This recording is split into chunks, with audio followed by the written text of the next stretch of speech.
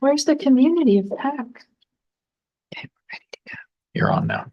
Good evening and welcome to the Joint School District 171 School Board meeting for March 2026. Carmen? Trustee St. Germain. Here. Trustee Craig. Excused, he called. Okay, trustee Kepke, Here. trustee McIntosh, Here. and trustee Durama. He is ill. Okay. Can you all rise and join me to salute to the flag? I pledge allegiance to the flag of the United States of America and to the republic for which it stands, one nation, under God, indivisible, with liberty and justice for all. Thanks to all who serve. Okay, moving right along. We have a couple of agenda-ish items. I get a motion to correct the agenda. I move to amend the agenda for the March 16th, 2026 regular meeting to reflect the copy version, which was the version officially published and posted. This correction is necessary because a draft version was inadvertently shared electronically that omitted several items. The official agenda we are affirming tonight includes action items 8C through 8F, the school calendar approval, negotiations initiation, Timberline closure calendar change, and the 10-year plan update. Additionally, I move to further amend this official agenda to include the resignation of Michelle Lathrop under action item 8H, new hires and separations. I make this motion in good faith as the resignation was received today after the 48-hour posting deadline. And I'll second. Thank you. Any discussion? All those in favor? Aye. Aye. Aye. Motion carries. Second motion related to the agenda. I move to approve the agenda for the March 16th, 2026 regular board meeting as corrected and amended. I second. Any discussion? All those in favor? Aye. Aye. Aye. Thank you very much. And a motion related to the February 25th, 2026 regular meeting minutes. I move to approve the minutes of the February 25th, 2026 regular board meeting as presented. I'll second. Any discussion? All those in favor? Aye. Aye. Aye. Thank you very much. Moving into the consent agenda.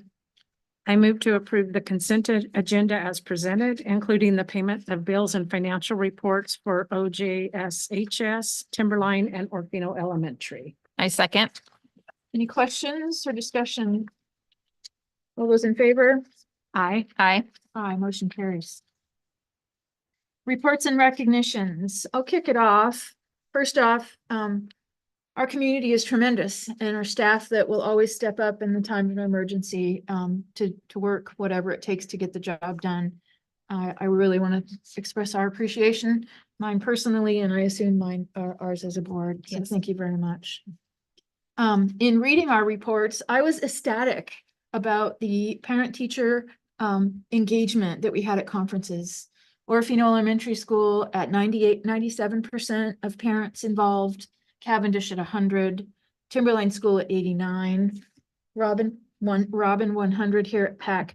This level of parental engagement in our students' learning opportunities and with teachers is just really awesome, and I appreciate it greatly.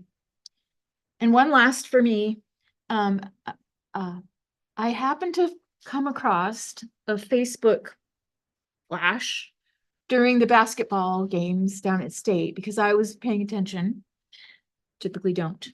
And I saw that Timberline had a spelling bee at the same time that our students were down at State playing basketball. And I thought this is so cool for the few folks that aren't into basketball and sports. We're celebrating their learning and literacy and ability to spell. And I wanted to give a shout out to Timberline for doing that, but also to Uriah Berner as the #1 speller with the word procurement. And Jackson Musgrave, and I'm sorry, I don't know his word, but he came in runner-up. And again, I just think it's cool that we celebrate them publicly. And Orofino Elementary wants to give a shout out to Victoria Elliott. She's moving on to a different season, but she's going to be greatly missed. I know all 3 of my kids have had her and she's been absolutely amazing. So she is going to be really missed at the elementary school. And I just want to wish her the best in her new chapter with her growing family. They also want to recognize Sarah Hill for volunteering her time to accompany the students during the Alice in Wonderland performance. And I know that they couldn't actually perform, but those students put in a lot of work. I was actually able to chaperone the dress rehearsal. So I was probably one of the only ones to get to see the play. And those kids worked really hard. They were there Monday through Thursday, 3 to 7:15 for the majority of them. Then Friday for several hours for a dress rehearsal. All those kids knew their lines. The staff from Missoula Children's Theater were great with the kids, helping them. And then all the teachers who volunteered their time all that week to make sure that happened for the kids. So it was really sad to see that it had to be canceled, but those kids still deserve that recognition because they worked really hard on that play. So. And then Jim wanted to recognize Ryan Spaniel at IDYCA. Ryan has stepped up and taken over the science class instruction for the cycle. Sounds like he's providing quality instruction while showing teamwork and dedication, and engages in the best interest of the cadets and their education. So. Awesome. Thank you. Any question on committee or building reports? Janine had a couple of appreciations. Let's see. I was just looking at that. I couldn't pull up those photos. So she got the best Valentine's present and that she ever got, which is a can of Spam, which is awesome. A pig in a can. Mrs. Kerfman and Mrs. Goss. They participated in the Idaho Lottery scratch off, and Cavendish Elementary benefited by a little over $300 for science materials. Janine's always great about photos. And there's a lot of fun pictures there. And you have something else? to Also, add? Orofino High School, Becca has a couple of. Yeah, Alexis Block, middle school social studies teacher. And she also leads leadership, working diligently to not only design amazing curriculum for her students that not only teaches them about the world and history, but how to be good citizens. She structures her leadership crew to advocate for themselves and learn how to communicate with adults. Her class also had a shout out on. Yeah, so Race came home and was pretty excited about that. They watched it in class. So their class got, a shout out on that TV show. And then Megan Jones is one of the new paraprofessionals this year. She jumped right in and is an asset to the building in every way. She has a smile on her face and takes change in stride. awesome. Thank you very much. Any questions on committee or building reports? Tracy, you want to get Timberlines? Sure. So Kyla Nelson, Teresa Root, and Shannon Schweitzer are paraprofessionals who've been brainstorming ideas to push academics for some of the students with the highest needs, dedicated a lot of time, energy, and resources. I know Teresa is on city council, and I think she just absolutely loves the job and loves working with the kids. So, and that looks like we had Katie Bird brought 2 students to an LCSC creative writing program. And then the sportsmanship down at District and State. And in fact, didn't Grady Thompson receive an award for sportsmanship? Yeah. And reading that. And then I thought it was pretty cool that the Orofino kids went and sat and cheered Timberline on when they played. So. Yeah, it was pretty cool that both, we had both schools, Mhm. first time probably ever. And both teams were able to watch each other at least Yes, once. It was yeah. cool. And I think Linda Barlow was the recipient of the Orofino Sportsmanship Oh, Award. okay. Oh, great. And then I think it's worthy of doing the shout out. The boys basketball team received incredible generous contributions from the community to help support them on their trip. Meal sponsorships came from Marshall Trucking, Jared Construction, the Timberline Alumni Foundation, the Timberline Booster Club, and Stone Mountain Bowstrings. So I was watching that on the Facebook page when they would go have a meal and who it was sponsored by. And so I thought that was pretty cool of our community. Both teams were well supported. I Yeah. couldn't speak to, who exactly supported the Orofino, Orofino yeah. boys, but got a ton of community support for all of our teams at are traveling. So that's very much appreciated Yes, that's huge help. for sure. Okay. Probably, I think we got it. Appreciate it now. Okay, we do appreciate all of the team and the community. Now, did anybody have any questions on committee or building reports?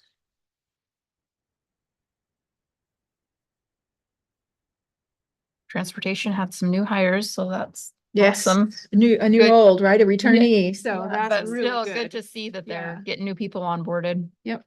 Yeah, and I'm glad that the soft start worked as desired, and we'll be looking at that as kind of a permanent and not pilot for Orofino Elementary. Nothing else kind of jumped out at me. Ready to go to mine? Yep. Let's start with the Thrive dashboard. So at the top of my report, if you click on that Looker Studio, I jokingly said I'd have it ready in, 10 or 15 years. I've got a good part of it ready. So I'll just kind of lead you through what's available at this point. The goal being that for the data portion of our reporting, we'll have this one dashboard where you can go each month and see updated data instead of having to, all the principals and district data will feed this, and then you'll just have this one dashboard. So first page is graduation rate. This is there's not much to do with this as far as most of the tools you have here, you can manipulate, change by school, etc. This one, if you mouse over the points for each year, you'll see the district graduation rate and each of the high schools graduations rates. And then It's broken. click refresh. Anytime, I appreciate you saying that, because when you have multiple people working in there, anytime that anybody clicks on something, not the letting- data might it- go away. It's super cool. I actually got an in-person view of it, and super cool Is mine working and the rest of yours aren't? because you're the man, you're the owner. Oh, is it? If you refresh yours, Farah, does it work again?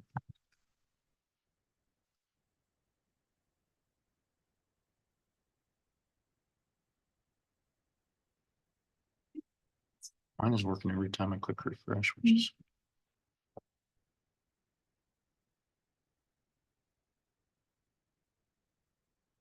Says the website might be temporarily down, or it may have moved permanently to a new web address. That's what mine says also. Click the three dots at the top right. Let's see if it lets you do that. More, sort by, export chart. Click refresh data at the top. Those three dots, Oh, these ones. top, very top right. Nope, you don't have that option. Mm-mm. Wow, that is super I frustrating. don't have a reset option. Yeah, I don't Let's have see, refresh does up there. Mm-mm. anything work? Nope.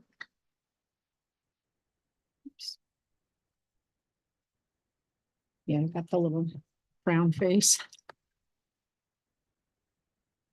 I'm gonna try, let me try some sharing modifications just to see if anything changes, and then if not, I will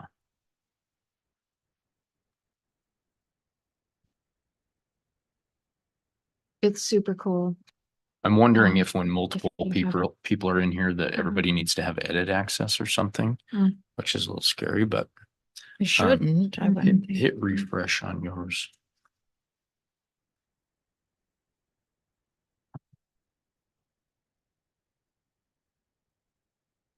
Nope.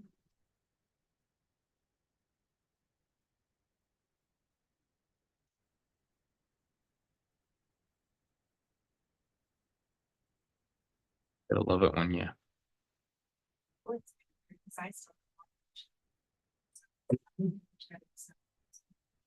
I think it's in the share permissions. That's kind of what I'm working with right now. So So one of the things that we talked about, just sort of brainstorming and thinking about how to use this tool to help us think, and that, this is basically a summary of the summary report, it's a summary of the summary, which is great. But one of the things I thought about was associated with the budget and attendance would be, what did we eat over the years? What were the support units? which would directly tie to the budget. And so that we had kind of that thinking about how to start connecting the dots using this high level visual tool. Makes sense? Yeah? Try one more refresh. If that doesn't work, go to your email real quick and look at the invites there. Because I've shared it with you individually, so I think it'll work. Probably be the very, very top. Most recent thing. Oh, they're getting Oh, blocked. that's why. So they're That's getting, why. try logging in. They're getting a, or at least Chris, yeah. I they're always getting a do. Content keeper. Login to Google.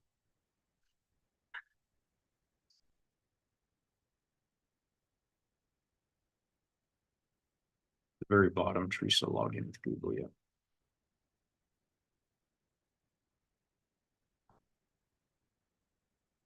Ah, And see, it wouldn't, every time they refresh, it didn't prompt that until we went.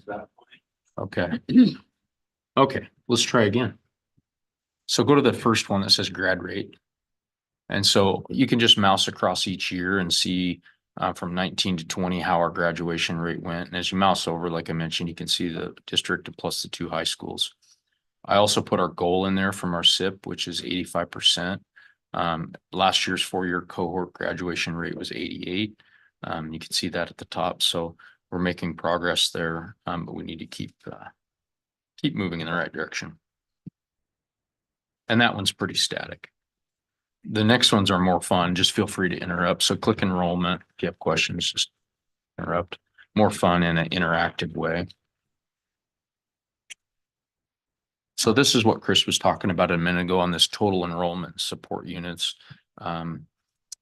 When she and I were talking, you can see that oh, I like the way you put that there. in 21 and 22, our total enrollment was 1,080 students, which generated approximately 77 and a quarter support units.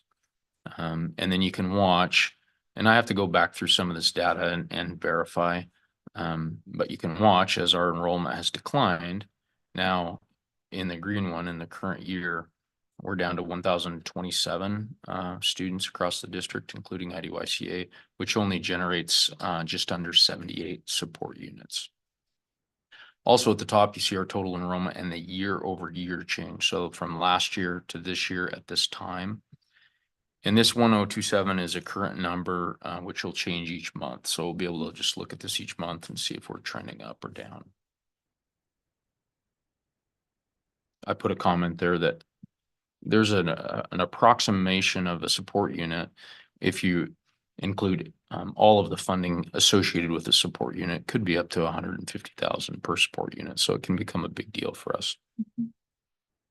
The one on the right is more interactive. So if you click your drop down by where it says school district, you can choose to look at any buildings or all of them. Or if you mouse over like district and click only, then it'll go back to district. So if you can compare schools enrollment over time, and you can see where we've dropped our enrollment. This year, IDYCA has a much smaller cohort, so that's part of it. And we've lost several kids at Orofino High School, which is part of those are the largest pieces of our decline in enrollment right now. And that does ebb and flow, and hopefully it flows back up and trends positive. And then anytime one of these, if you like to reset, you just hit refresh and it'll go back to the way I've defaulted it, which should be district level. This is important. Oh, excuse me. You're fine. Do you think it would be valuable? One of the things is when I was in economic development, and now I can't believe it's been so many years ago, but we looked at the demographic shift in Clearwater County a lot because we were getting older and older. I did an analysis within the zip code of Weippe, and the average age was like 67. And so do you think that it would be valuable to go to the regional labor woman and say she can dig into some of the demographics and kind of birth rates and in-migration and out-migration and kind of get a bigger picture? Do you think that that's something that would be valuable for future sort of strategic thinking? I can't say. I don't really know if it, I mean, having that information, wouldn't hurt, I don't imagine. I think for us, we need to know why students are leaving and why they're coming, is probably the biggest thing. Culturally right now, as you know, that, there's a lot of emphasis on choice, and it's pretty easy to go to, homeschool, or other online options. And we've seen a lot of that in recent years. So I think some of that's attributed to our recent decline in enrollment. So you don't think it's more of a population shift? You Well, think we, people are leaving to take advantage of other avenues of getting educated? we could definitely look at that data to see what our, Mhm. how many kids Yeah, are available to be enrolled right. K-12. Yeah. Mhm.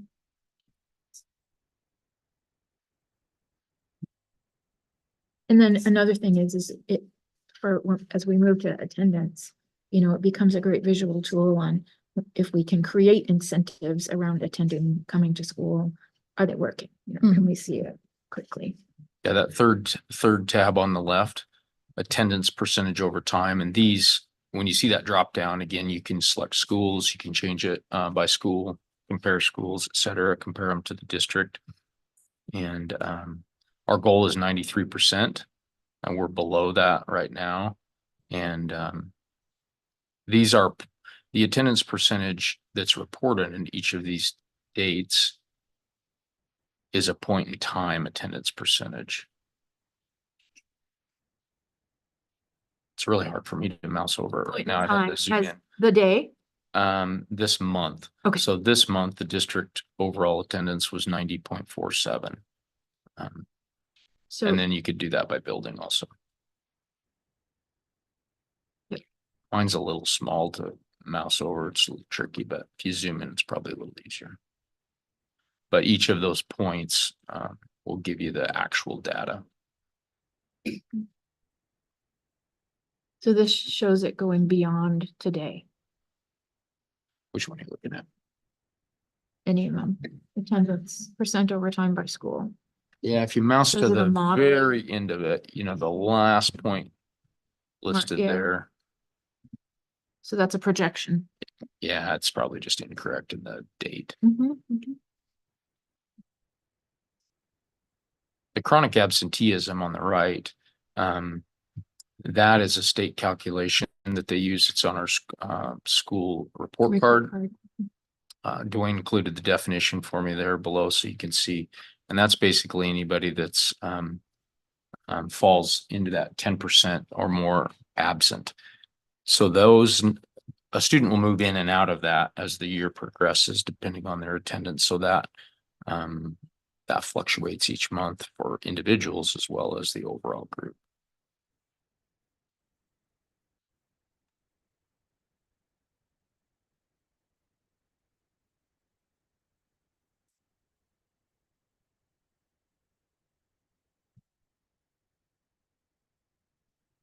It's on the chronic absenteeism, it's accurate through February.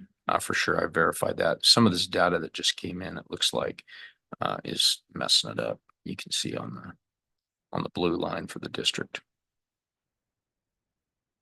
Gives you a good year-to-year comparison. Yeah, so Cavendish and Peck, I haven't seen in their reports this sort of dive. It's in the Have you been, well, let's see. Are they It's in included the in attendance Orofino? report that I provide. No, Looks like they're their own. they're all nice. The problem with really small populations, Peck and Yeah. Cavendish could be at 100 and then 50, very easily. Same thing with small grade levels at Timberline or anywhere else. So I would caution about worrying about a particular point in time. Both of the little schools typically have really good attendance. yeah, that's why I looking was at- surprised to see this down. Yeah, I mean, There's a look lot at of thickness Cavendish, right they're now. 13.3 at one point, but the district is closer to 20, so they're still below the district. I think this is cool. as you can tell, especially with that data that just came in, there's some refining to do, but overall, I think it'll be pretty helpful for us. Yeah, for sure. And then the last one is just a budget dashboard. And at this point, it's simply comes from Brittany's summary sheet, and it shows you that how much has not been spent in our budget, the expenditure variance. So that means a little over 7 million remaining, shows year-to-date expenditures, a little over 6 million, and then a percentage. And all of those details are on that summary report that's linked in your packet. It's a little bit more fun to see 84% revenue coming in and only 40% being expended. Yeah, that's a little misleading. It's kind of, I know. Yeah. This is cool. I'm going to continue working on it. It'll have a behavior component eventually, and a few other things. And hopefully the very few errors in data. Yeah, I think the behavioral element will be really cool. Especially when you look at the level of detail that we got.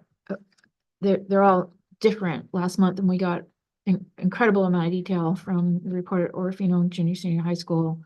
And then Orofino Elementary had a certain level of data, and then Timberline had something different. So it'd be great to be able to mash that together and come up with a consistent delivery of Yeah. some of that behavioral stuff. You'll get some consistent behavior data, but it'll be much more high level. It Right. won't be that deep. Mhm, yeah.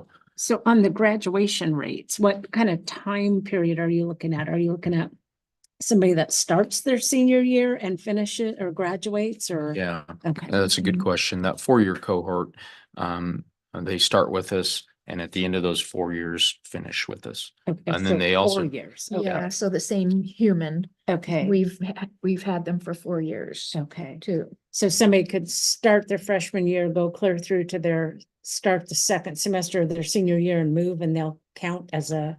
So they should not, if things are done properly, they should not count against us if they are enrolled in school somewhere. So Oh, okay. we have to exit code them properly. If they go to homeschool, we have to have a form that's signed, and then we have to submit all that through our IC report to the state Okay. to prove that they're enrolled elsewhere. And those students don't count. So Okay. those students are excluded. But we often have, or especially in the past, they've cleaned this up a little bit, but in the past, we were held, it was held, it hurt us if a kid, withdrew, and then we never really got concrete proof that they enrolled somewhere else, especially if they went out of state. It was hard for us. Or if a student withdrew to homeschool, and we didn't have a parent signature documenting that would count against us. So all those would count as non-graduates. But anybody basically that started with us and at the end of those 4 years hasn't yet graduated, they count against us. That's why they made the 5-year cohort, which I haven't reported here. But if you had a student, go on a mission or something, come back, there's some extenuating circumstances where they give you 5 years to see if some of those kids graduated, or if they needed a 5th semester, or an alternative school student, something like that. So the 22-23 rate, that looks like it took a pretty good dive. It Is that did. to do with COVID and, okay. Yeah, post-COVID results, we lost a lot of kids in that from the start of COVID until that class graduated. But then it looks like it starts to level back out, so. So what about the kids that come in to us as a 10th grader or, move in? They don't fall into this bucket either because we've only had them for 2 or 3 years. Correct. So they're just data elements that are outliers. They'll fall into I gotta think about this. Do you know the answer to that, Russell? I think I'll have to do a little more study. I feel like they do count, but not in this group. I gotta think about how that would happen. And what about early graduates? As long as we document it properly, they do not count against us.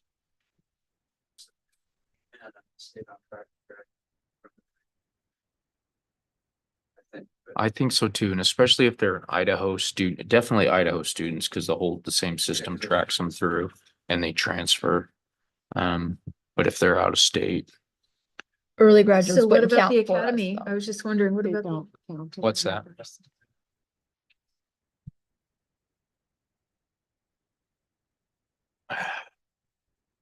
I don't recall.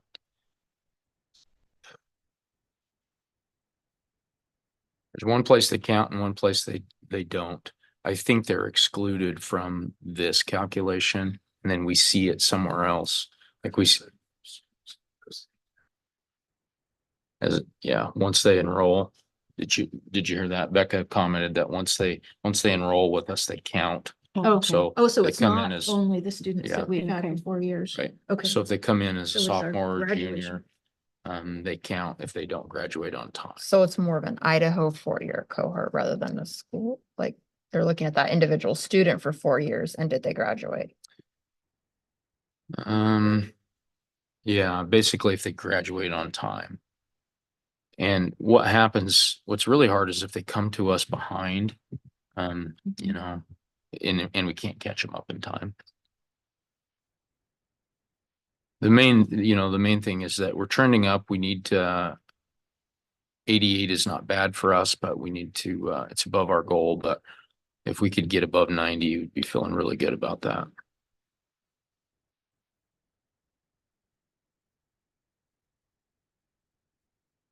Yeah, so in this, are you in the tool, Jim? So the IDYCA isn't even represented here. So then they're not right, they're not counted.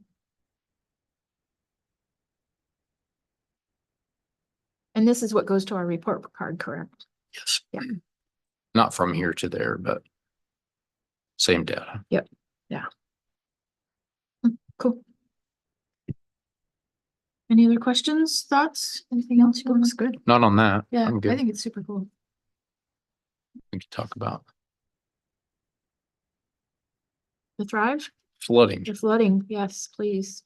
I shared with you our response plan, and kind of what we're doing, but and I think you probably know the whole story, but Mindy was the first person to notify me Yeah, when she I drove saw by that. the bus garage, which I appreciated. And so I headed down the hill and started talking to Roy and Russell, and I wanted to really extend appreciation to all of our maintenance staff was there, helping, Stephanie's whole family. And I'm sure you saw in some of my emails.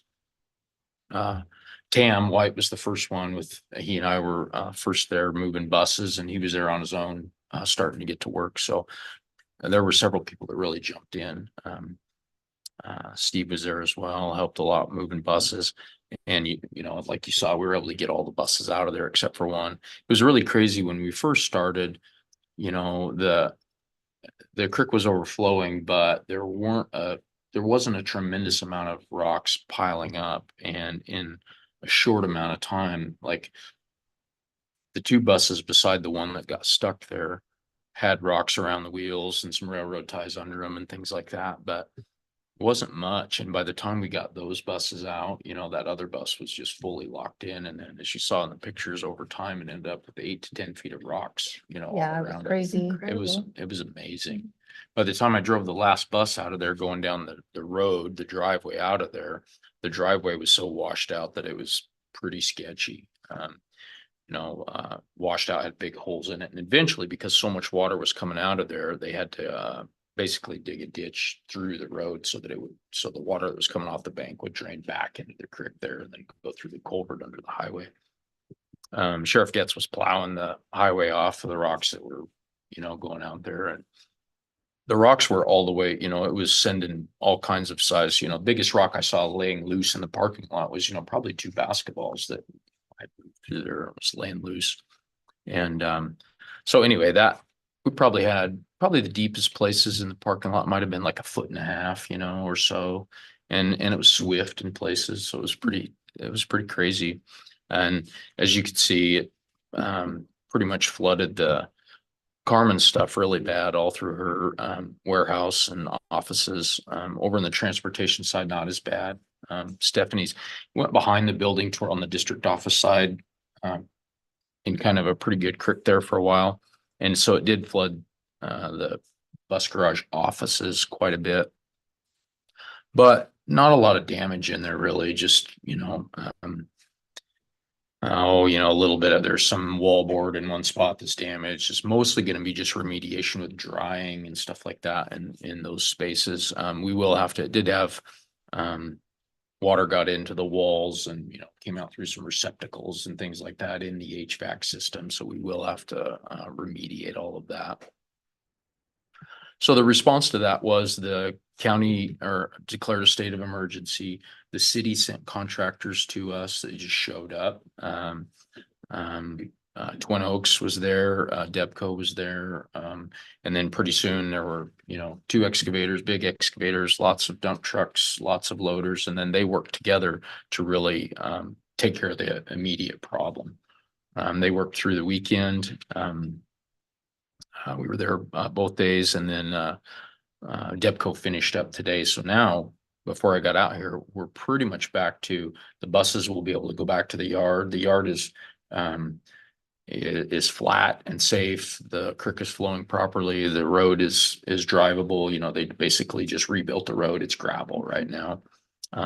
That yard is pretty much functional now. It won't have a perimeter fence properly.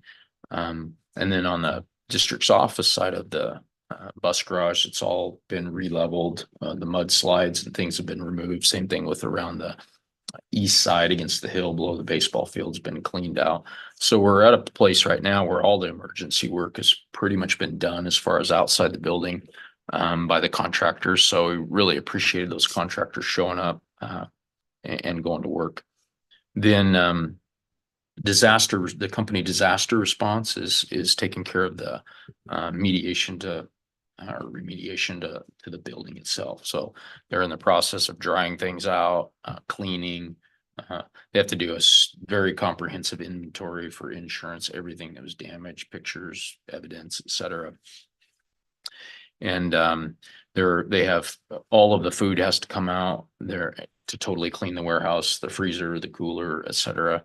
They have 2 Connexes on site for dry food storage. By tomorrow, we should have a reefer truck for the frozen food so we can completely empty the freezer. Freezer is really bad because it's freezer, first of all, but it got mud and water, and so it has freestanding ice. The units are all iced up. It did keep running the whole time, so we didn't lose any food in there. That's good. Carmen had everything off the floor, so most of the food is going to be just fine. She's in the process of doing a thorough assessment of that, but the way things were stored is really going to help us. There should be very minimal loss, I think, in that. Mostly it's just a big effort of removing everything, cleaning, sanitizing. That freezer, we already had a problem with that freezer sucking in moisture and freezing, and we're going to have to take it apart anyway. Now it's had water underneath of it, in addition to the regular problems. So I'm hoping that in this process, insurance will take care of the whole, tear it apart, fully take care of the slab to make sure there's no heaving, put it back together, seal it properly. So does ICRIM cover all this, or does any of it come from state or federal aid declaring the emergency? Yes, disaster? and yes, and question marks. Yeah, so lots of learning Yeah. and lots of questions. So first, we have a claim. Brittany's doing all the insurance stuff. We have a claim with ICRIM. Parts of it will be covered under flood damage.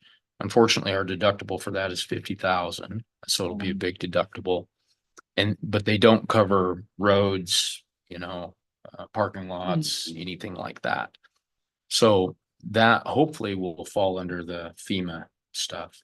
And so once the county declared that, the city ordered those resources. The city's working with us and the contractors, and we're going to have to figure out how all that's going to work.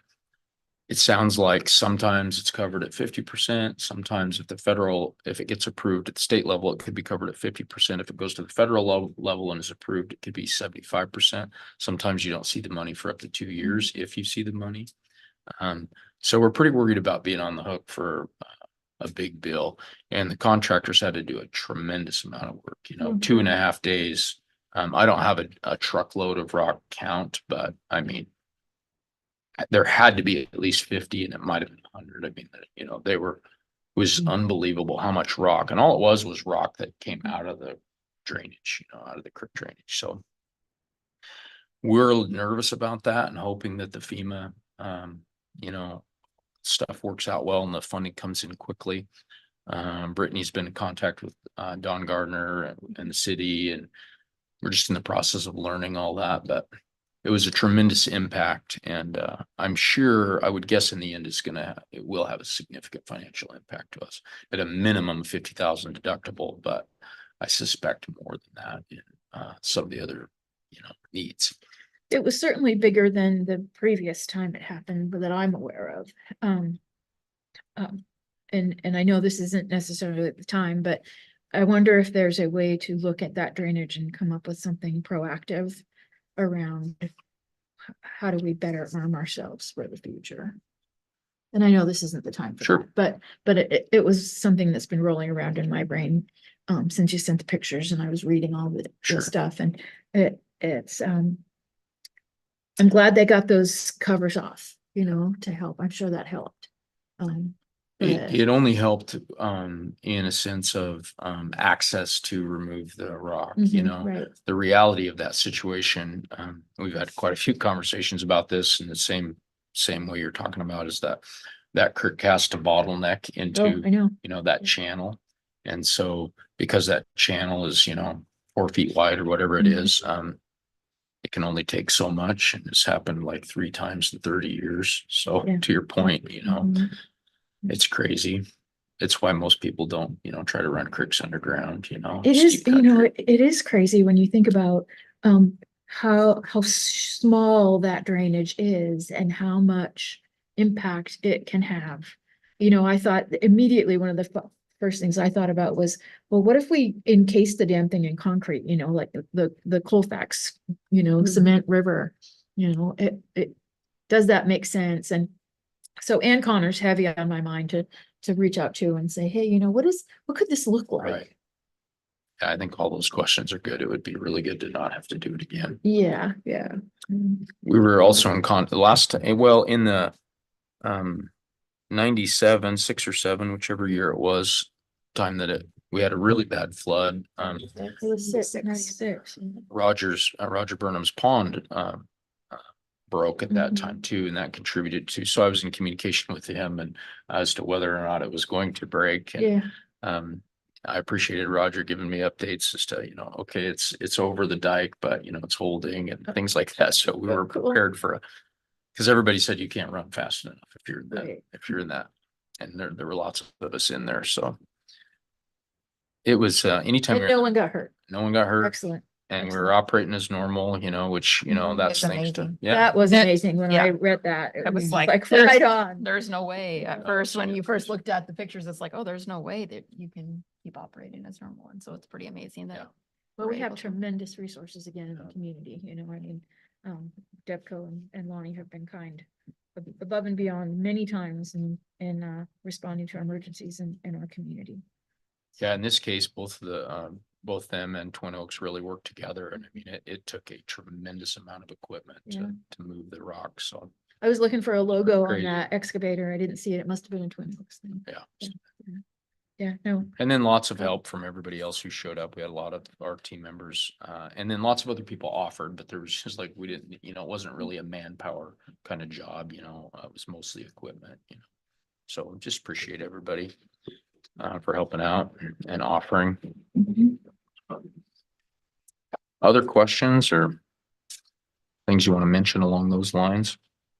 Sounds like more to come as information comes available. Yeah. There's a lot of work that needs to be done, to put it back the way it was. It'll be functional tonight. I mean, it's functional right now, so we'll be functioning in the morning as far as the lot. But, there's asphalt damage, there's still rock that needs to be moved, fence damage.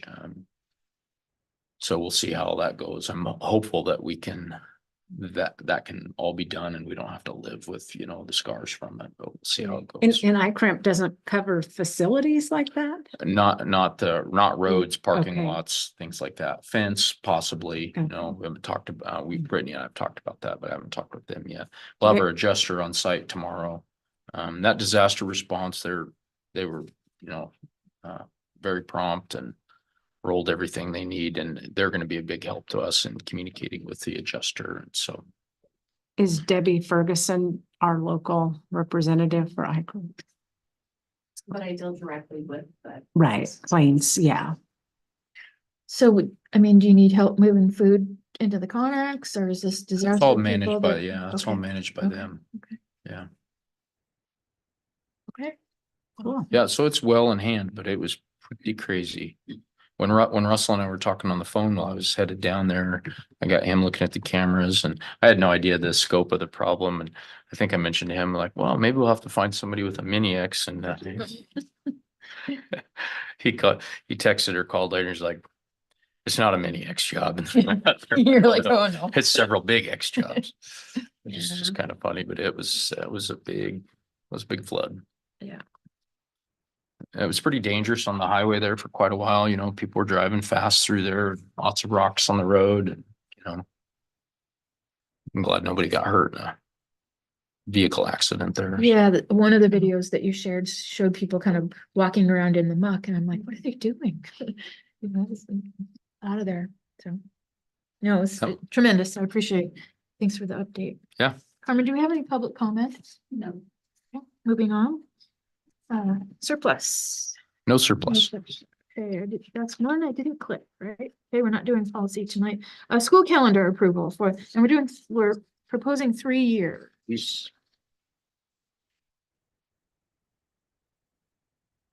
So before we start digging, our calendar's been pretty well refined based on the required state minutes or hours rather for each group.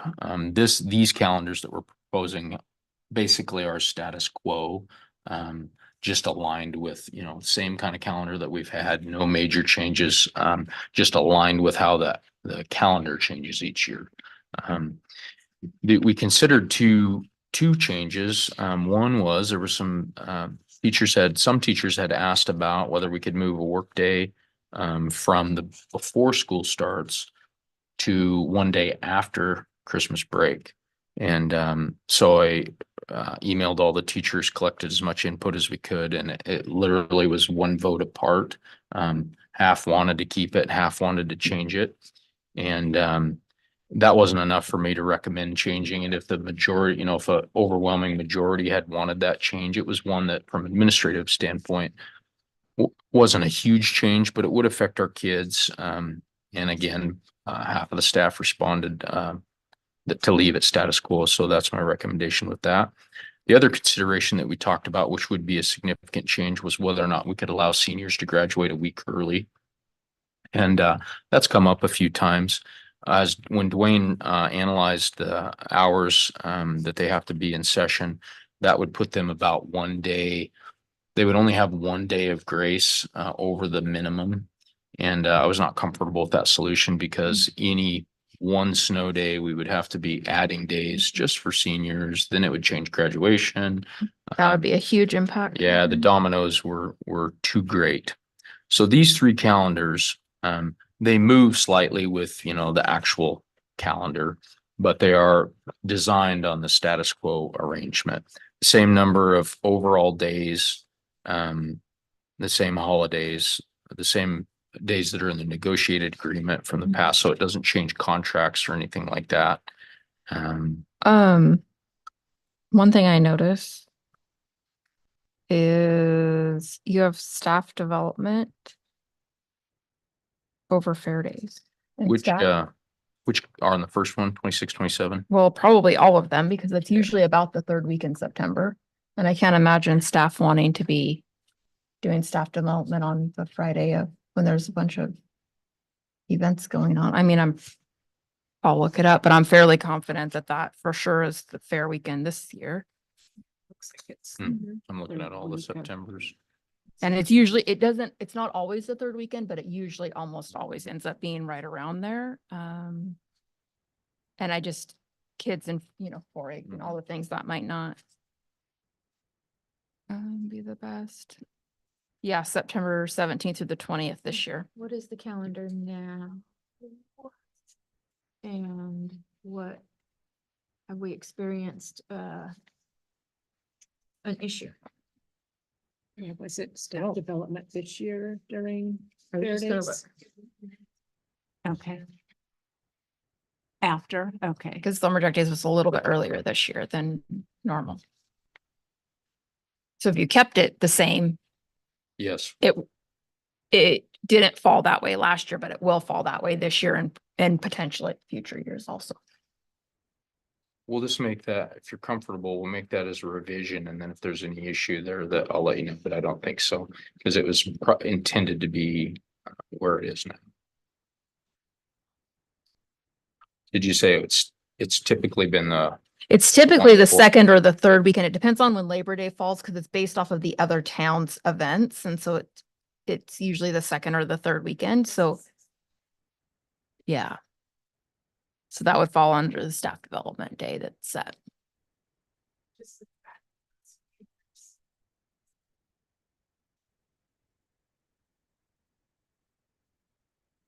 third Thursday or Friday? Friday. Friday. And that was a contract day. That is how we termed it It is, before. yeah. Okay. So, The terms are the same as what we've had recently. Which we don't have Mhm. to. I just am thinking about Mhm. the impact to our staff and that might not be. it would depend on how many staff have kids in 4-H, right? Well, not just 4-H, but there's other events going on. The fair opens at noon usually that day, and if there's other exhibits and different things that are a part of that, they would be. It wouldn't just be 4-H events happening that Friday. Farrah, where was it? Where did you say it was this year? It's a work. The 19th. You said this year it was 7:30 to the 3 or something. after or- fair. it's a full school day, yeah. Yes. Yeah, because the fair was early. Mm-hmm. I think it's been early the last few years, which is probably been. Oh, that makes sense. Yeah, because the holiday was the first Monday. The Monday was the first. Okay, Now it's the second. So, yeah, we move should to probably after push fair. it to the 25th.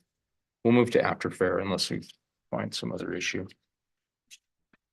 If so, I'll bring it back to you for that change. Does anything else stand out? So you'll push it a week. That's what you're saying? Yep. I'll just find out, make sure that wherever fair is, the ones that we know about for sure, that it's the week after. And I'll just make sure that the process was on this calendar, committee was pretty simple. CEA, principals, and then Dwayne's input, making sure that we do it right. In addition, like I said, I ran those two questions about seniors and Yeah. the workday by everybody. Or the seniors actually just went by the seniors and their parents. Well, I know when we talked about it, it was sort of a spread between start and stop day. Yeah.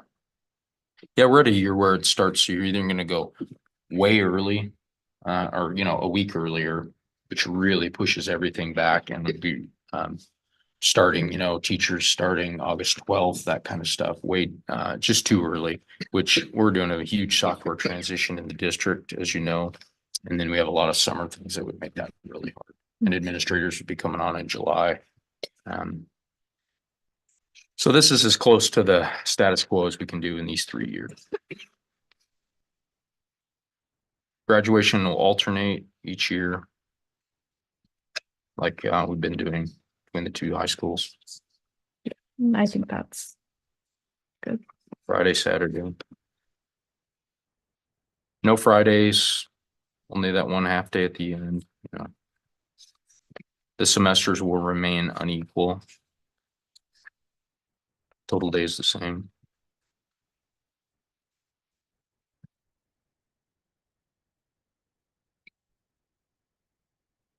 nothing else jumps out at me besides that. What would happen if we approve this as is with the suggested revision, then, if some big thing happens, I'll just bring it back, as basically to have the 3 years approved as a placeholder. We didn't do it last year, so we're behind. We have no approved calendars besides the one we're operating on right now.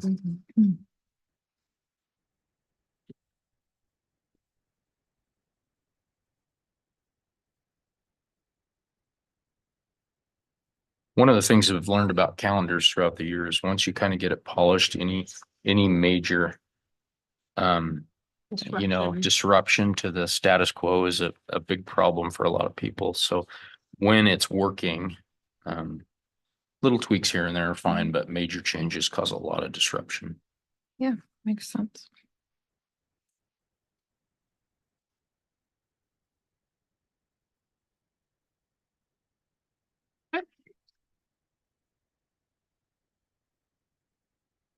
I'm gonna get a motion. I move to approve the school calendars for fiscal years 26, 27, 27, 28, and 28, 29 with the update to the September staff development day. I'll second. Any further discussion? All those in favor? Aye. Aye. Aye, motion carries. It's time to initiate negotiations. I have, I'm willing to continue. I believe Brian is willing to continue. And I believe it is an email to the union representative chair that we would like to initiate the conversations, correct? Yeah, so the board approves to open negotiations, and I'll draft a letter, and Mhm. I think Chris will sign it and we'll send it to him. Yep. There isn't a lot we can do right now, but we can get started. At least we have to do this before we can officially start. Well, negotiating. I think it's good because that way we can get all that soft stuff Mhm. out of the way. And when we do have our budget and we know what it is, we've at least got a little bit of relationship flow. They're going to change. We know there have two people that are going to be different. So I think it's good. So can we have a motion to initiate negotiations? I move to authorize the superintendent to initiate negotiations with Joint School District 171 certified? Certificated. Certificated staff bargaining unit for the 26-27 contract year, consistent with Idaho Code 33-1271. I will second. Awesome. Any further discussion? All those in favor? Aye. Aye. Aye. Thank you. Motion passes. The Timberline School, what we learned was there was so much excitement and enthusiasm and participation at the state basketball tournament level that the school was left without an adequate population to really instruct. So Jason called me. It didn't make sense to force people to stay home. We appreciate that they want to go celebrate. And so what we need to do is change the school calendar because of the shortage of staff. Okay. Yeah. Is that right? Yep. So do they make the day up or it's just, No, we just We modify. have the- enough. Yeah, excuse me. Yeah, just modify the calendar. Yeah, we hadn't, that was a question I had too, is we had enough Doesn't- days. Doesn't count as an emergency closure because it wasn't an emergency in the sense of, weather or whatever. But the board has the authority to be able to modify the calendar. Then the students' attendance doesn't hurt us, and we don't have to make it up. We didn't have to do that at Orofino High School in the similar situation just because they had the staff to cover it. That's the difference. So it wasn't power, it wasn't flooding, it wasn't emergency, it was humans. and so was it staff or students or Staff. both? Staff. Okay. We'll make the motion then. Go ahead. Yep. I move Okay. to approve a calendar change for Timberline schools, ratifying the school closure necessitated by a staff shortage resulting from employee participation in the Idaho 1A state basketball tournament, and directing the superintendent to ensure all required notifications and makeup day considerations are addressed in accordance with district policy and Idaho code. I'll second. Any further discussion? All those in favor? Aye. Aye. Aye, motion carries. The reason that had that makeup consideration is because if we For did, some reason, go below, then That that makes could be a sense. thing. 10-year plan update. Okay. I was reviewing all of our projects and I realized that we have several projects that we've been either discussing or are ready to go to work on that haven't been on our 10-year plan that we may have talked about, but probably not officially. So if you look at all the highlighted ones, so on the second page, what I've done is added projects that we're considering just so that they're all on this plan. This first one says Timberline shop strip repaint. That's the west side of the Timberline shop is really bad. All the paint's coming off the back of that and it's starting to eat away at the brick. So it's a project that needs to be on here and will likely be done soon. Don't have any bids or anything. We haven't got that far, but at least I don't think we do. But that's one that's been missing. Any questions about that? I wanted them to put the Timberline parking lot on the 10-year plan. It has giant potholes and is degrading further and further. We've talked about it for a long time, but it wasn't on here. I actually thought it was. And I went back and looked and was shocked that it wasn't. Okay. Because we've talked about it so Yeah. much. And what I'm going to do once we get through this is really kind of rebuild this and get it cleaned up so it's just in a format that is easy to understand. Another one we've been talking about for a long time is the baskets in the Timberline gym are controlled by hand cranks or a drill actually now, but they're hand cranks that we use a drill to move the baskets up and down. And at some point we need to install the winches that we bought 10 years ago and make it, them powered. This is the Timberline CTE project, which was that grant was not on here. So that's why that's added. That's the shop addition. And if you recall, we likely won't be able to afford to do that with the grant. Because we had this giant engineered architecture plan to add a lean-to basically to the north side of the shop. And there probably isn't enough money to do that. But we'll find out for sure what that would cost and then probably revise the plan and try to get the state to approve us to do something else so that we don't lose those grant funds. But maybe we'll get lucky and be able to afford it. But I doubt it. But we did upgrade the electrical system for the welders. Yeah. That was Yeah. done last year. Yeah. All the equipment and everything is functional. It's just that addition. Mhm.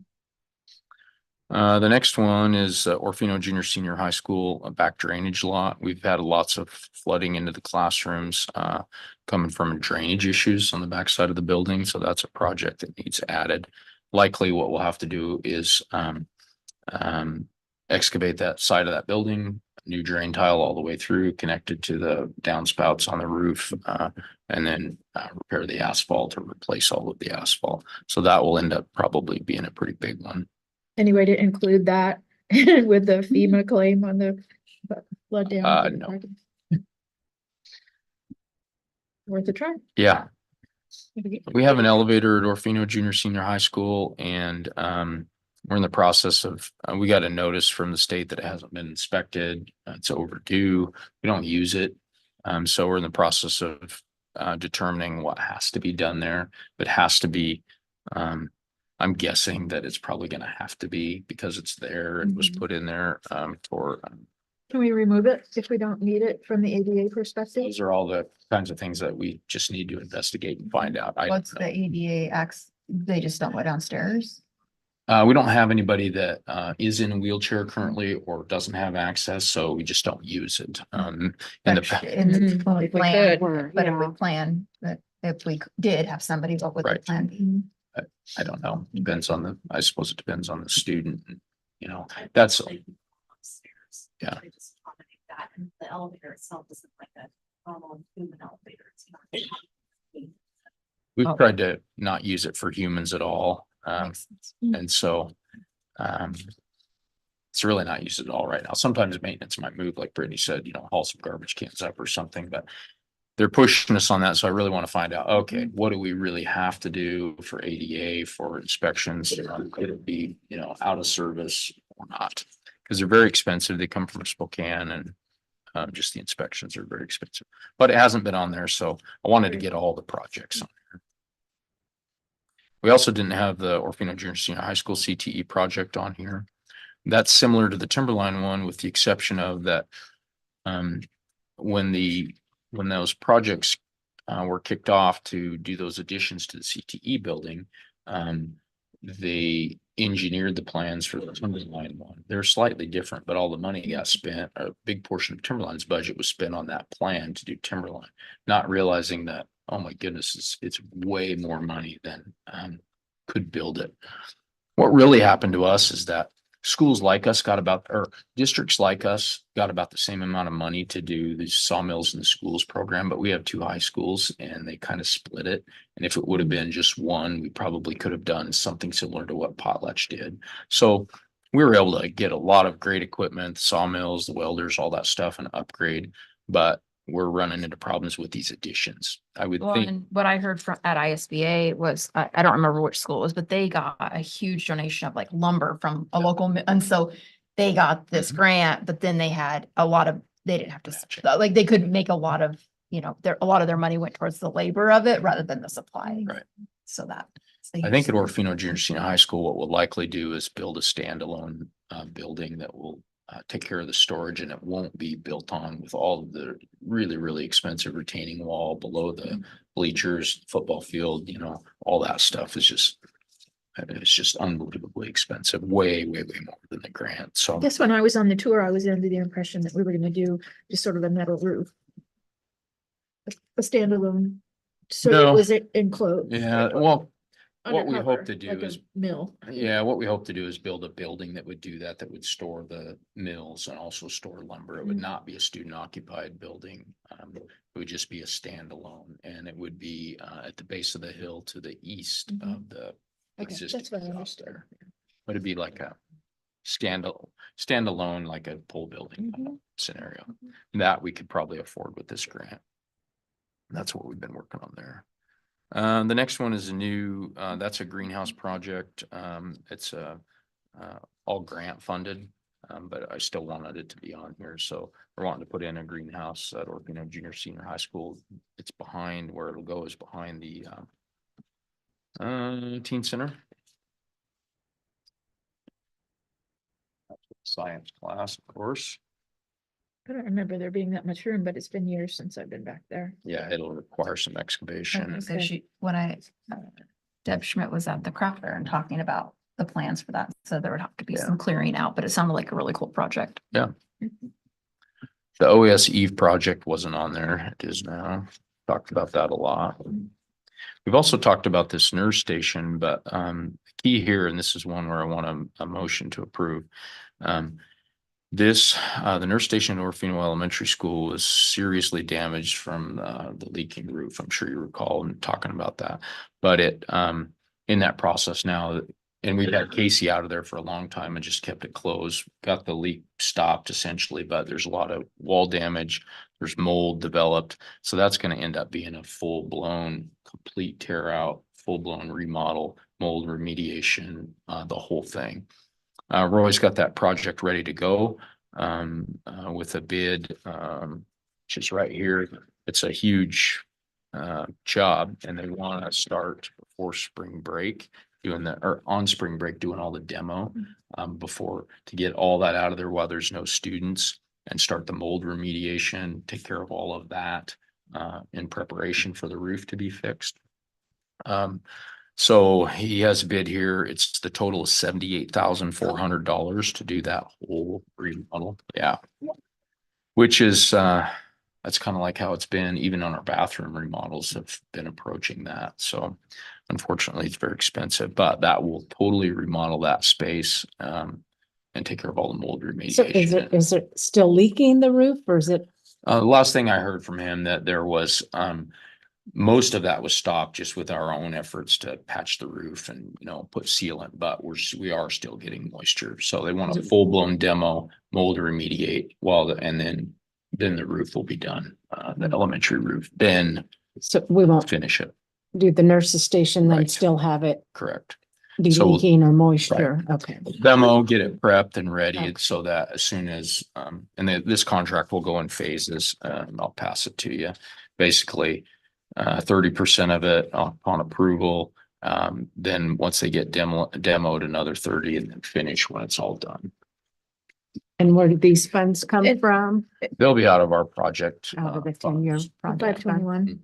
Okay. Yeah.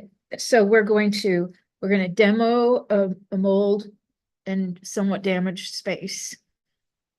Are we going to then create a new nurse's station, or are we just going to repurpose that space? If Either. we have already moved the nurse to another place. She's just been loose. Oh. doesn't have a place essentially, Okay, so so this will it will put her be back in there. remodeled back so that she can go back into there to function.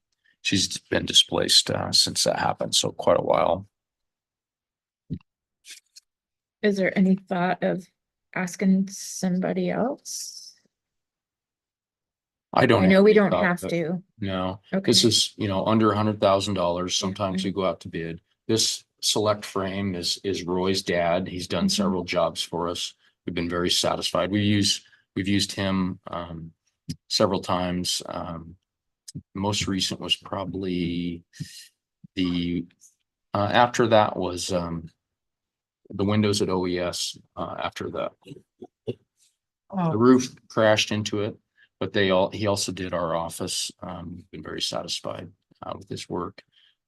But we've used different contractors for different, bathrooms and things like that.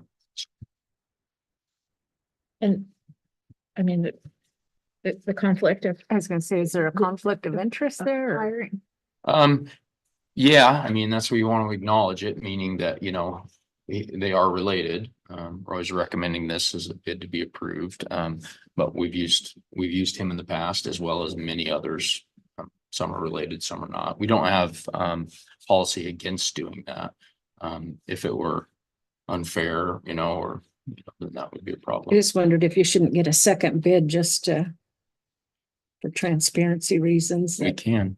I mean, from the public's perspective of. I can just see if there's another contractor that will give us another bid. for the Sometimes same even kind of trying to thing. get somebody to give you To do a it, bid yeah. is hard, but yeah, And that could be the rest of Yeah. the story with yeah. this particular one, but. So if you're more comfortable with that, I definitely could do that. As you know, probably from reading that, Roy's on the new hires and separation, so he's taken a different position. And he's just about done with us, so. I'll manage it for here until we figure out what we're gonna do with the So it new wouldn't be a conflict project of interest manager. any longer. then. Not as Right. far as, Yeah, it wouldn't. he's making the Okay. recommendation. He Yeah. did the behind the scenes work, Right. deciding that this was the way to go. And Roy's done a good job with Yeah. that, so I'm not opposed to it, but if you want me to find another bid, I'm not opposed to that either. What was the potential start? We have time for spring.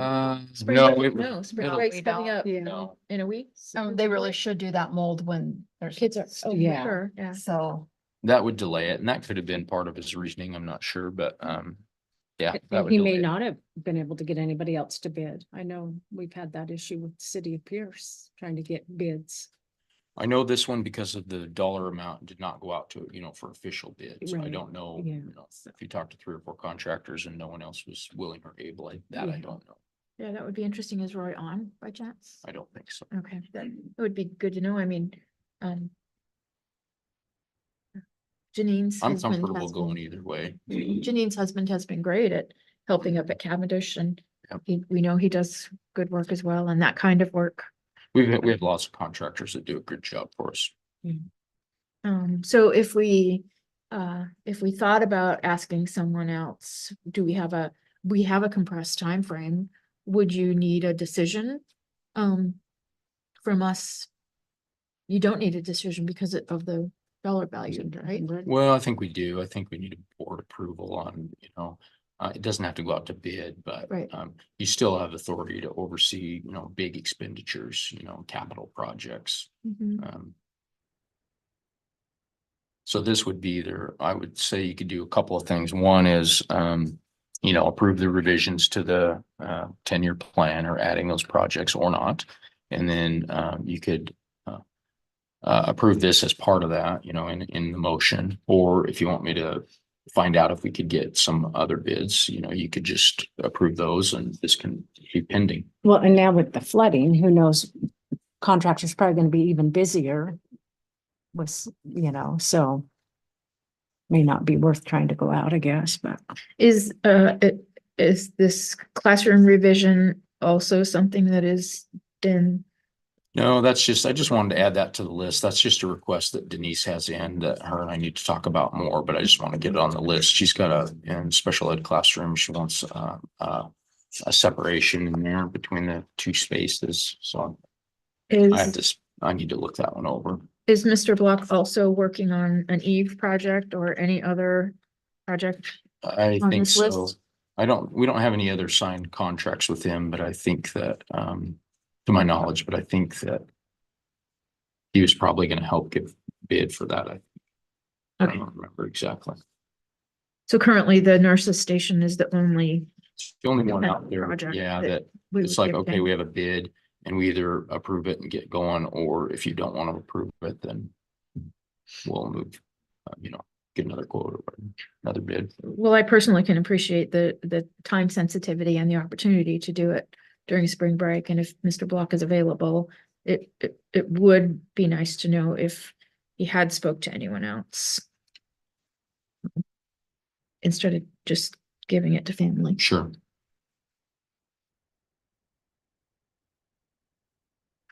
These are always tough because you don't want a conflict of interest, Mhm. Yeah. but you also aren't going to exclude somebody. We don't Right. have a policy that says, Right. family can't be a contractor. Yep, yeah. Okay, and. Oh, in the freezer.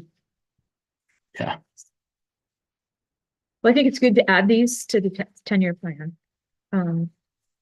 It's great that we have the 521 funds to help the grant projects to offset the cost of some of these projects. Absolutely. As far as facilities go, we're in a better position than we've ever been with Mhm. the funds to be able to do some things that need to be done. It's still not nearly enough. Yeah. There's a lot of work to do. Is there a way that we can?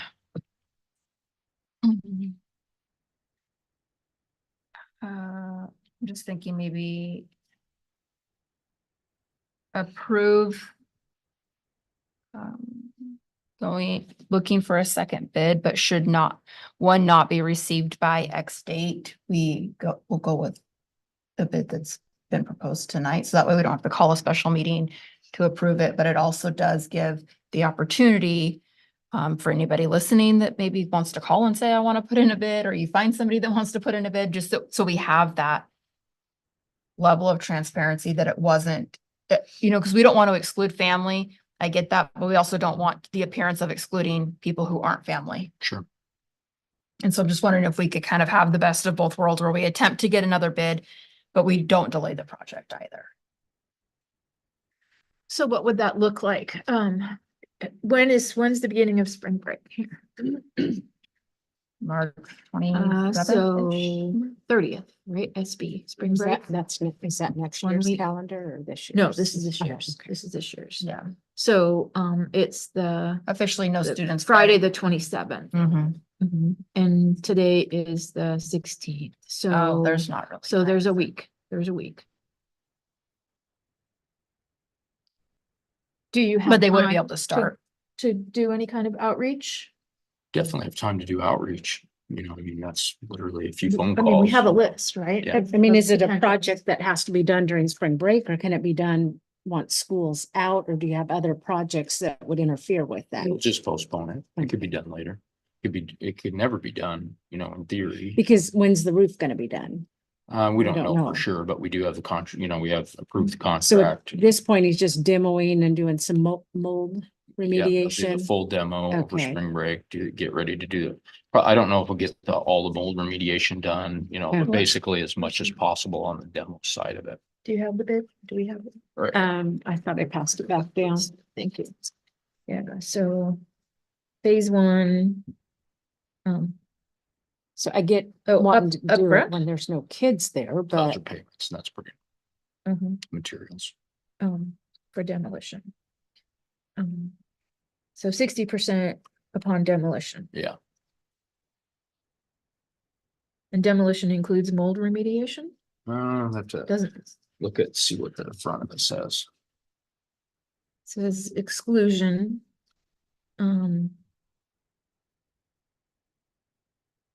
Insulation, plumbing, electrical, not under scope, and the roof repair, Front page gives the best explanation of the job. Okay. Remove the interior wall finishes and components down to existing interior framing. Demolition will be removed from site. Any areas of mold will be remediated and treated to prevent further intrusion. Existing electrical relocated to a new wall finish at approximate existing locations. Supply and install new sheetrock in all interior walls. An orange peel finish on the sheetrock. Remove all existing flooring, replace with new carpet to match existing hallway. All flooring debris will be removed. Select remove existing sinks and replace.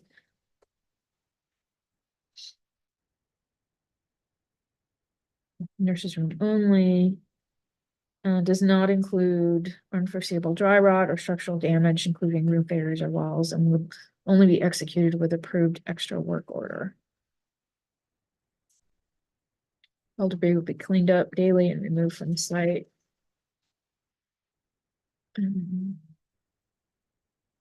Has anybody talked to the city building permit people, what we have to do from the building permit perspective? I don't know who manages that on our projects. I don't know And what whether he that does. would require any Yeah. kind of architectural or engineering fee? It shouldn't. That's just based on my Yeah. own experience, but I couldn't say whether Public building. we can remodel our existing spaces without, you know. Not engineering changing or the architecture. structure. Okay. Yeah, there won't be any change in structure. I would investigate that and then see if there's the people on our list can respond in a week.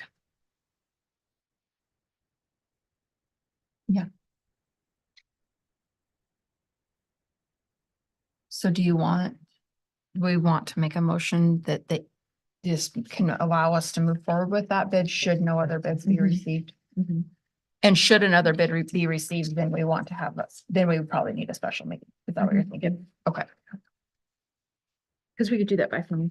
Or Yeah. Zoom, Yeah. or Yeah. Zoom. Mhm. okay. But should no other bids, then we can. Then go forward. proceed, yeah. Okay. Do you want me to try to make that motion? Sure. Well, I can't, so. Yeah, okay. So I move to accept the 10-year facility plan updated as presented and to approve the bid of Select Frame in the amount of 78,400 as presented. If we receive no other bids by Friday, March 27th. No, I would give it. Monday the 23rd, yeah. Okay, if no other bids are received by Monday, the 23rd, 2026. Should another bid be received, the board will reconvene to evaluate both proposed bids. Did you get that, Carmen?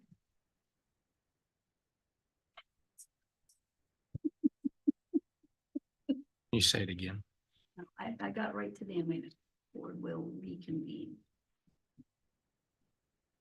By 3/23, is that what you said? Mhm. We'll reconvene if another bid is received to evaluate our options. That gives a full week. We'll hustle. But I think that gives you enough to proceed forward if one is not Yeah. received. So, Yeah, okay. appreciate that. And I'll second the motion. Okay, any further discussion? Did you get I don't remember at the beginning of your motion, did you get the 10-year plan? revisions? Yeah, I'll approve. Thank Yep. Mhm. Yeah, we started. Yep, she started with that. Perfect. So we approved the plan, we approved the bid, but asked you to go get another one. If you don't have any, move forward. If you do, let's talk. Okay, thank you. All those in favor? Aye. Aye. Aye, motion carries. Okay, legislative update, Nadia. Okay, so there's a lot of bills that have been introduced this legislative session, so not gonna go through all of them, but the ones that are either on the governor's desk for signature or have been signed by the governor.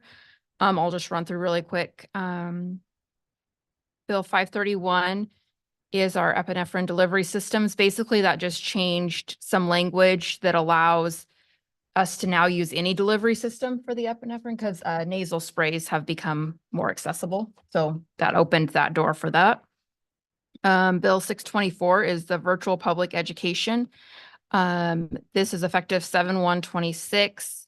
It replaced House Bill 588, and it basically establishes negotiated sideboards on virtual education programs. So the school board has to approve the contract, it has to meet certain content standards, requires transparency and cost and services delivered. So it basically creates some boundaries within where virtual public education and how it can be delivered So, IDLA, is not part of that. okay. And then 608 is the Public Schools Facilities Cooperative Fund. And that was signed but made retroactive to June 1st of 25. This was some administrative updates to loan eligibility through the cooperative fund.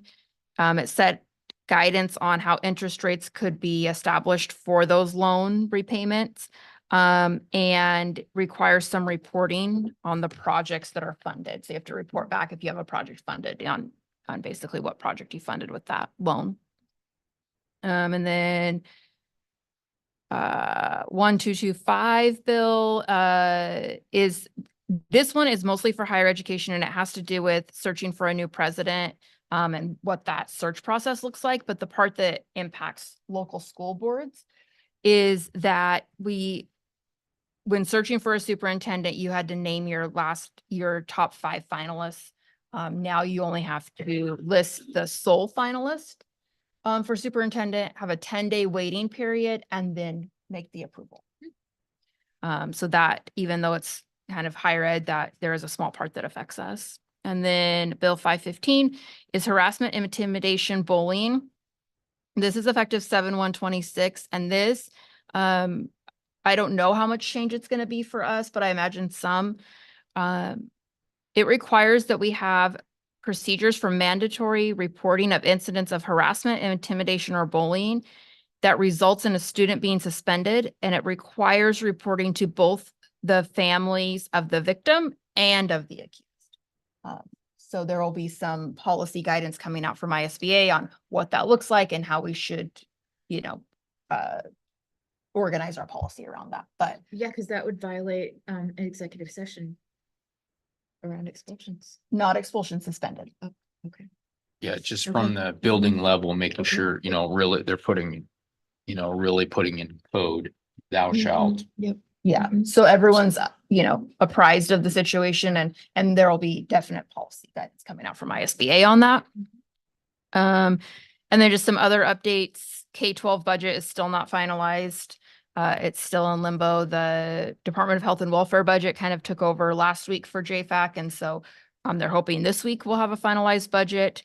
And the IDLA fate and the extent of the cuts are still unknown for them. So continuing to advocate for IDLA and the impact to our school district is the biggest call to action for us and the public and people who are impacted by the benefits of IDLA. So we sent a letter. Yep. Do you think we should do some sort of follow-up to our elected officials? I think what we've done is more than adequate at this point. I don't think there's any ear for more of the same. They definitely know our need for IDLA and how it affects us. If they choose to vote against that, then they're, intentionally choosing to make a decision that they know that we think is harmful to our kids. So Okay, so you don't They're- think they're- just a plug, just a they're plug? fully but- aware. I mean, I know. I don't think any formal action, but should an opportunity arise I think individually, just keeping that in the forefront of our mind that IDLA is important and the public to understand how important IDLA is to our district and advocate if they can as well, because it is so vital to us. Okay, new hires and separations. Thank you. Glad you. there's the new one that was referenced in the modification of the agenda came in today, so that's highlighted for you. I move to approve the personnel actions as presented, including new hires and separations effective the dates listed, including the resignation of Michelle Lathrop that was an amendment to our approved agenda tonight. I'll second. Any further discussion? All those in favor? Aye. Aye. Aye, motion carries. Okay, my understanding is we do have an executive. I don't recall a need. I can't No? remember. Yeah, I don't think we it- did We said we do? did. Uh-huh. We said we Okay, did. then I'm yeah. just forgetting what it is. We'll So, remind we'll you. We do can one. talk about it in executive. Is it A and B or just B? Um, So A is it's consider B, it hiring. includes Okay. B, yep. Just B then? Basically, adults or students is the.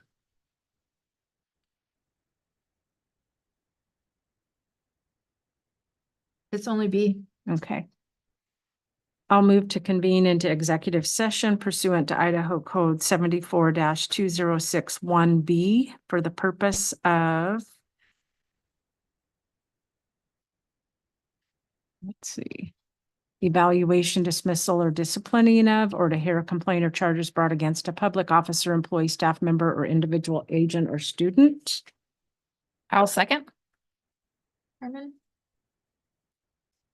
Trustee Saint Germain. Yes. Trustee McIntosh. Yes. And trustee Kepke. Yes. Okay, we'll leave it. Plug my computer. I'm all good.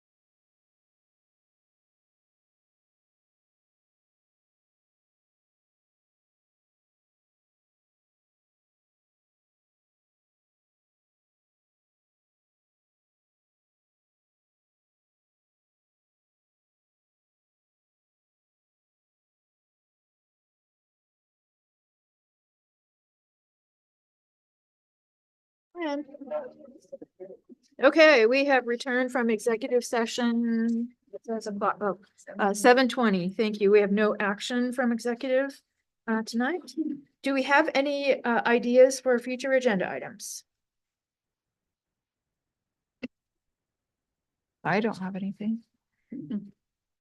Okay, I imagine next month we'll have a slug of the policy. Probably. Yeah. I don't make any promises. Yeah, okay. Hopefully we just have one agenda. Those are the months that always end up busy, though. You think don't have Okay, much and I then you was get a gonna lot. look and see, the next April meeting is, Cavendish, and there's a work session on strategic planning. Okay. That's what I recall. I have a table somewhere that tells me what we need to do. So strategic planning would be updating the board, looking at the board goals. Starting to think about further alignment. I'm not Is sure there why some it new was- direction coming out Question with from the marks. state around Depending not on- doing the SIP, but doing some sort of strategic planning? And Yes. Phil Gore is leaving Mm-hmm. ISBA. Oh, So Jason is the one. Yep. And when, let's see. And when is that- this? That When is was, this? bill hadn't passed yet, so. March 30th Yeah, we in don't Moscow is the, Let me find that one. that's the tour. budget call. focus training. Post legislative tour, is that what that is? No, this is the Leadership Institute. Oh. When is the post legislative tour? That won't be until April. Isn't that April? Sounds right. And that's a regional event. Yep. Yeah.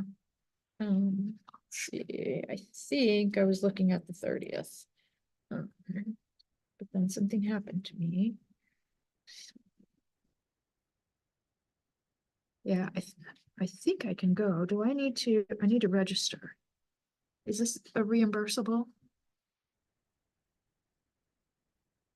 Look on ISBA's website. What do you guys think? I mean, we have, we're in a position where, we understand now the impacts from our conversation a couple weeks ago, last month's meeting, around the budget reduction and the potential impacts to us. I'm almost thinking that the post-legislative events might be of a higher priority Yeah, than this institute.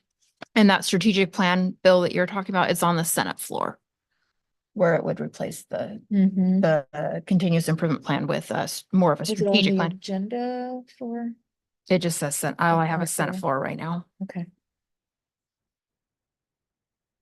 And that is Senate Bill 1339. Yep. Let's take a look at that then.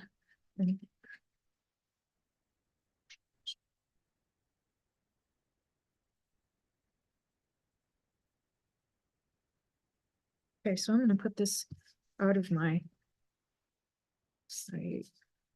Okay.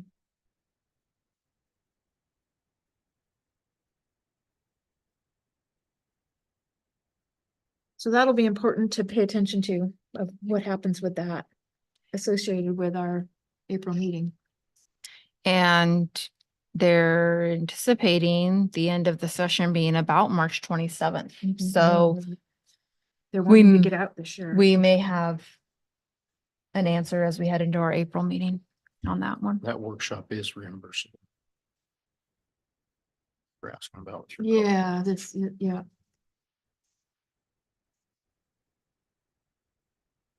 But I think, I mean, my mind is on this right now, sort of the communication strategies, around community support, and we talked about a committee.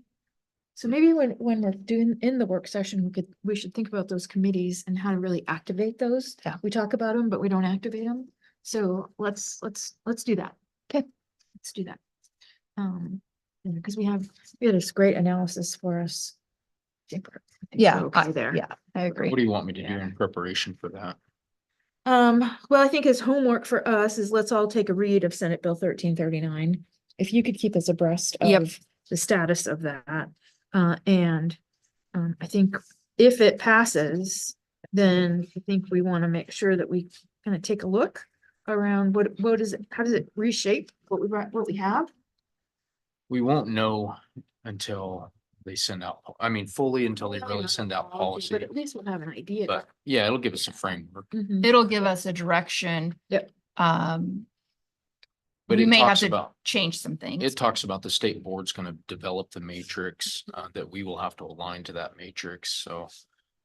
I mean, we'll have, before we can go too far, we'll have to know what that is, you know, Yeah. what are they gonna hold us accountable to? But I think we have an opportunity to focus on some of these committees that we talked about. We Yeah. talked about a marketing committee Mhm. and community engagement. And so let's focus on that. Okay. Anything you 'Cause want me to do it in ties preparation for directly that? in. Yeah. I think I'd remind just us be of- curious what you recommend as far as where's some easy starting places that Mhm. we can have for committees. I think that we can evolve it over time, but where's one, a easy place that we could start with one or two committees and just start that community engagement? Okay. I'd just be curious about a recommendation for Yeah. a starting place. For Mhm. sure. Mhm. I think we had 3. We talked about 3. I have Community to look engagement. back, Yeah. the main one on my mind right off the bat, it was connected to marketing. Yep. So, you know, Kind of branding. Mhm. But I think we've done a good job of that. Is that still a need that we have? I mean, I think we've started to lay some groundwork. Do we still need that? We did good with our logo. So as far as branding, yes. But as far as reaching out into those voters that actually Yeah. drove to the polls on purpose to say no to us, Yeah. what does that look like? Yeah.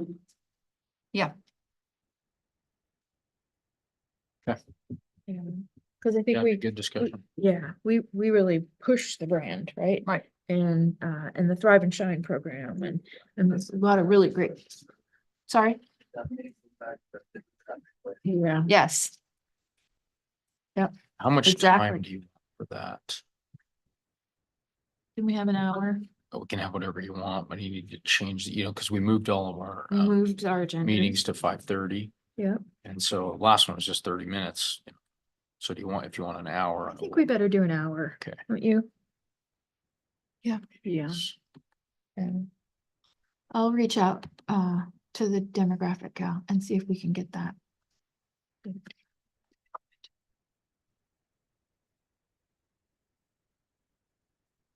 Yeah. Mhm. Right. Mhm.